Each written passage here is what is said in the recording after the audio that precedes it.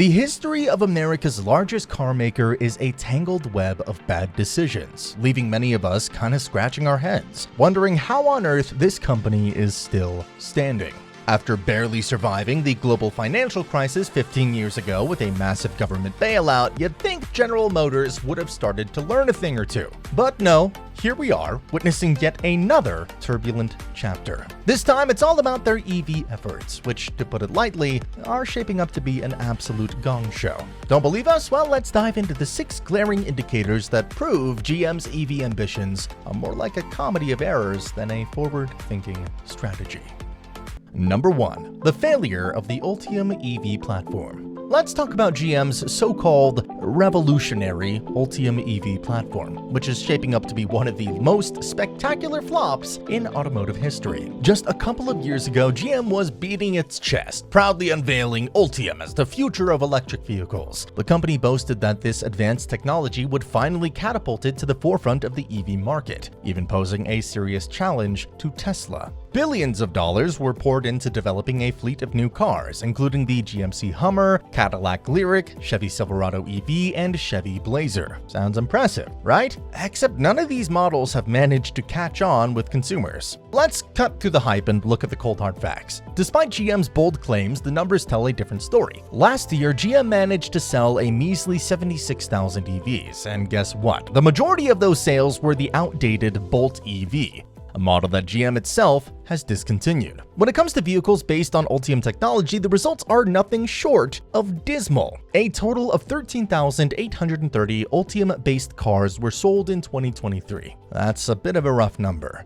GM had ambitious projections of selling 400,000 EVs by 2023. Instead, they barely scratched the surface, selling less than 14,000. GM's executives, who once confidently projected dominating the EV market, have been left scrambling to explain this colossal failure. Their excuses range from production delays to supply chain issues, but the real issue is much simpler. GM just can't get its act together. The production of the Silverado EV has been delayed until late 2025, and this isn't an isolated incident. Nearly every Ultium model has faced similar setbacks, with some barely selling a few hundred units. The Cadillac Lyriq is one of the few Ultium vehicles that has seen some movement, but even then, it's a drop in the bucket compared to GM's grandiose plans. What's even more daunting is the financial black hole that these cars represent. GM is losing thousands of dollars on each EV sold, unable to establish a production process that isn't exorbitantly expensive. And then there's the looming disaster of their collaboration with Honda. GM is committed to delivering 40,000 Honda Prologues in 2024 and 70,000 in 2025. Given GM's track record, it's almost laughable to think that they'll meet these targets. The inability to sustainably produce its models suggests that this partnership is doomed to fail, further tarnishing GM's already battered reputation. Number 2. The Chevy Bolt EV. Next up, let's talk about GM's long-standing headache, the Chevy Bolt EV. This little electric number has been nothing but trouble since day one, and it's a prime example of GM's utter incompetence in the EV game. The Bolt's issues started way before the Ultium platform even entered the picture. From the get-go, this mass-produced EV had a nasty habit of catching fire. Sure, every EV comes with its risks, but the Bolt takes it to a whole new level thanks to some serious design flaws in its battery. GM thought they could patch things up with a recall of 50,000 Bolts produced between 2017 and 2019, but guess what? Even after the so-called fix, these things were still ticking time bombs. Now, here's the kicker. Instead of owning up to their mistakes, GM decided to shift the blame onto the poor owners. Their brilliant device? Park your Bolt outside, away from buildings or other vehicles. And if you're charging it, make sure you're keeping a close eye on it, because apparently even that's too much to ask. And obviously, that didn't work. Last year, GM had to issue another massive recall, this time affecting a whopping 111,000 Bolt EVs produced between 2017 and 2023. And what was the reason this time? You guessed it, another fire risk. But this wasn't just any old fire hazard. Nope. This one was caused by seatbelt pre-tensioners, of all things. Apparently, these little devils could ignite the carpet fibers near the B-pillar in the event of a crash. So what's GM's solution? Install some metal foil on the carpet, of course. It's honestly kind of laughable how GM keeps trying to sweep these issues under the rug, but the truth is, the Bolt EV is just another example of GM's total disregard for safety and quality when it comes to electric vehicles. And if they can't even get a basic model like the Bolt right, what hope do they have with their fancy Ultium platform? It's clear that when it comes to EVs, GM is way out of its depth. Number 3. The failure of the Blazer EV. This EV, the poster child for GM's software disasters, was a hot mess right out of the gate. We're talking about infotainment system failures, battery issues, and downright embarrassing inability to charge at public stations. It got so bad that GM had no choice but to pump the brakes on sales. And if you don't believe us, just check out the horror stories from Edmunds and other test drivers. They couldn't even finish a test ride without running into a laundry list of problems. And what's the root of all these woes? You guessed it, shoddy in-house software design. GM rushed to patch things up with their VP of Product, Software, and Services claiming they fixed everything, but let's not pop the champagne just yet. Sure, they managed to get the charging issue sorted, but at what cost? The software update ended up breaking smartphone integration, so now the Blazer EV doesn't even support Android Auto or Apple CarPlay. And don't even get us started on their half-baked semi-autonomous driving system, the Super Cruise. It's riddled with errors and glitches, making it about as reliable as a coin toss. But here's the real kicker. While GM is busy patting themselves on the back, Ford Super Cruise is out here blowing them out of the water. Independent tests have shown that Ford's system is smoother, easier to use, and just plain better overall. So much for GM's claim that their in-house software is superior, huh? Number 4. The disappointment of the Silverado and Sierra EV.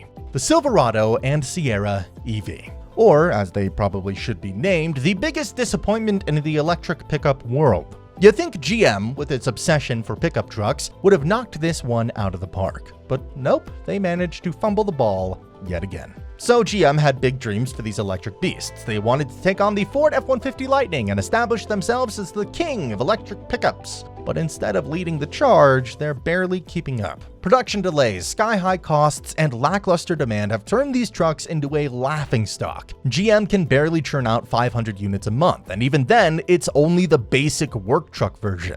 And just when you thought it couldn't get any worse, GM decided to push back mass production to late 2025, which means you'll have to wait even longer for your electric Silverado or Sierra. At this rate, it'll be decades before they even come close to matching the popularity of their gas-guzzling counterparts. Number 5. Shares buyback. It looks like GM got itself into quite a pickle with its electrification frenzy. They poured billions into the electric vehicle dream, but instead of reaping the rewards, they're drowning in losses. Production costs are through the roof, and they can't seem to churn out EVs fast enough to make a dent in the market. So, what is a struggling company to do? Well, if you're GM, you decide to hit the brakes on EVs and focus on saving your hide. Shareholders were getting antsy and management needed to do something, and fast. So they came up with a genius plan. Buy back $10 billion worth of shares to keep investors from jumping ship. It's a classic move straight out of the corporate playbook. By reducing the number of shares floating around, GM can boost its stock price and keep shareholders happy, at least for now. And they've enlisted the help of some big-name banks, including Bank of America, Goldman Sachs, Barclays, and Citigroup, to make it happen. But let's not kid ourselves. This share buyback is just a band-aid on a much bigger wound. GM's EV ambitions have hit a snag, and they've still got a long road ahead if they want to stay relevant in the electric future. And with competitors like Tesla and Ford breathing down their necks, they can't afford to rest on their laurels for too long. Number 6. Car dealers prefer hybrids. Let's get real here. GM's headlong rush into the EV market has been nothing short of a catastrophe, and the folks on the front lines, dealers, are waving the red flag. The Environmental Protection Agency, or EPA for short, recently rolled out a less ambitious proposal for EV growth, basically admitting what we've all suspected: the middle class just isn't ready to embrace electric vehicles. GM's fast-tracked electrification strategy has hit a brick wall, and it's time for a serious course correction. Dealers are the pulse of the automotive market. They know what buyers want because they're the ones dealing with customers day in and day out. And guess what? They want hybrids and good old-fashioned gas-powered cars. The whole EV push has been more of a pipe dream than a practical reality. Dealers see the writing on the wall and are desperate to avoid sinking money into EV infrastructure that won't pay off. Take the recent situation with Buick dealers as a prime example. These guys are clued into the market trends, and they're not seeing a future dominated by EVs. Instead, they're pushing for hybrids, which offer a more balanced and realistic approach to modern transportation. Look around and you'll see companies like Toyota, which bet on hybrids instead of going all in on EVs, are now reaping the rewards with record high profit margins. Hybrids are selling like hotcakes, growing at a much faster pace than EVs.